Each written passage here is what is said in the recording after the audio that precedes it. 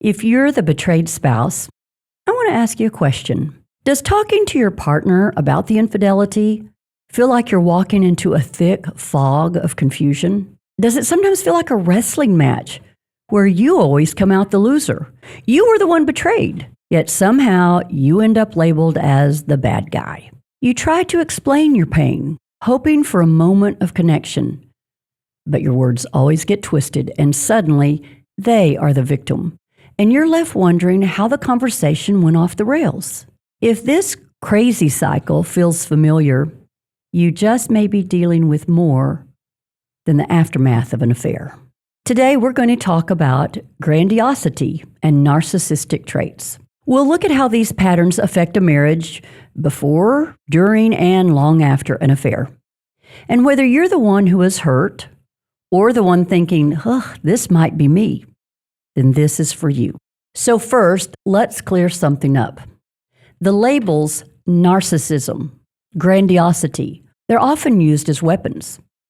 But it's more helpful to think of them as traits on a spectrum. We all need enough self-confidence to advocate for our needs, but when these traits become dominant, when they crowd out the needs and perspective of others, that person has moved too far down the scale into grandiosity.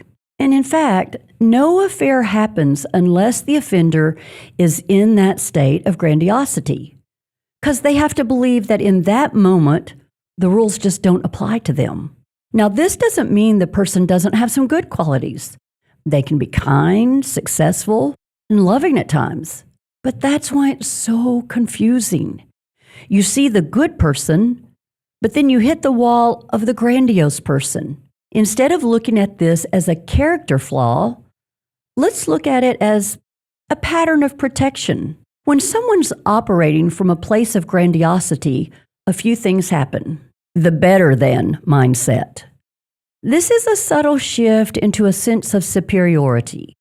It's an internal narrative that says, the rules just don't apply to me right now, or I deserve more than what I'm getting. There's the shield of defensiveness, and in this state, taking ownership feels dangerous because admitting a mistake feels like an attack on their entire worth. The mind automatically shifts the blame. And we call this blame shifting. It's a survival reflex to keep from feeling that terrible feeling of shame. There's the need for external validation. This is what we call the external locus of control. It's a deep, hungry need for someone or something outside of us to tell us that we're okay. When we can't feel that way about ourselves automatically, when we can't regulate our own worth or emotions, then we become dependent on being adored or worshiped by others. We need others to help us feel okay. And there's the victim narrative. Ironically, grandiosity often feels like being a victim. When challenged or confronted with the pain they've caused, a person in this state focuses entirely on their own discomfort, and they think, how could you say this to me? Or you're just being so unfair, which effectively silences the other person's pain. Let's talk about the empathy gap. This is a functional blind spot.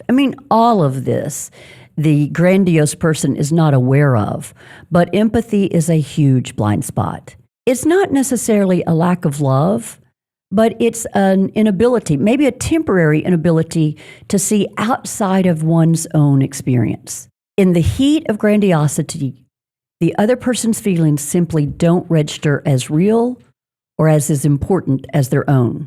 Usually, it's a form of emotional stuckness, a survival mechanism developed long ago to deal with early life trauma. It's deeply buried fear and shame. And fear and shame are nearly always at the root. When we look at it this way, then we don't have to ask, what is wrong with you? We can ask, with compassion, what is this pattern trying to protect? What might have happened to you? It's easy, though, to make the connection and see how this mindset creates a perfect storm for infidelity. When the focus shifts entirely toward one's own unmet needs and away from the impact on a partner, the validation found in an affair becomes an incredibly powerful pull. But here is the real danger. Grandiosity is a massive barrier to recovery. After discovery, it's normal for the offender to be scared. And most people do try to trickle truth information or make excuses at first. But a person that's not stuck in grandiosity eventually comes around. They come to see their partner's pain and they break. But a person stuck in narcissistic mindsets stays in a self-protective mode. They hear their partner's trauma and they just react with anger. They tell him or her to just get over it, or complain that he or she is being unfair, or just can't forgive. They aren't connecting to the heart. They're only connecting to their own discomfort. If you're the betrayed partner, your first step is to gain clarity. And clarity is when you start to step away from the cycle a bit, the fog that you've been in, and you watch the dynamic like almost from the view of an outside third party. You need to realize that you can't just explain your way into their heart if they're operating from grandiosity.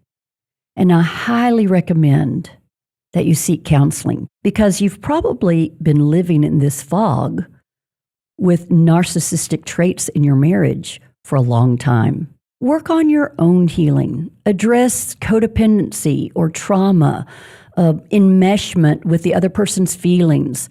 And you can do this regardless of whether your spouse chooses to do so or not. You deserve to find solid ground again, even if the marriage is still in the fog. And if you are the unfaithful partner, if some of this kind of rings a bell, don't let shame shut you down. That shame is what's kept the grandiosity alive in the first place. There's a way out, but it does require a brave level of honesty. You have to be willing to look at that little boy or that little girl inside who is hurt and realize that your defense mechanisms are now destroying the people you love. This nearly always requires help from a trained therapist who specializes in grandiosity, such as the good people over at the Marriage Recovery Center. Go look them up. And for both of you, please get into community. Whether it's harboring hope, hope for healing, or maybe one of our EMS weekends, you cannot do this in isolation. I have the privilege of serving couples that come through the EMS weekend each month, our 3-day intensive for couples. And part of the design of this weekend is to actually help the unfaithful see the impact of the betrayal and to be able to express empathy. And we do it all with respect, not trying to shame anyone. True healing from infidelity doesn't just fix the marriage. It heals the old underlying wounds that made the marriage vulnerable in the first place. And I just really want to encourage you, there's hope. I've seen couples move from the blindness of grandiosity into true humility and connection. It takes work. It takes time. But I promise you, the payoff is exponential.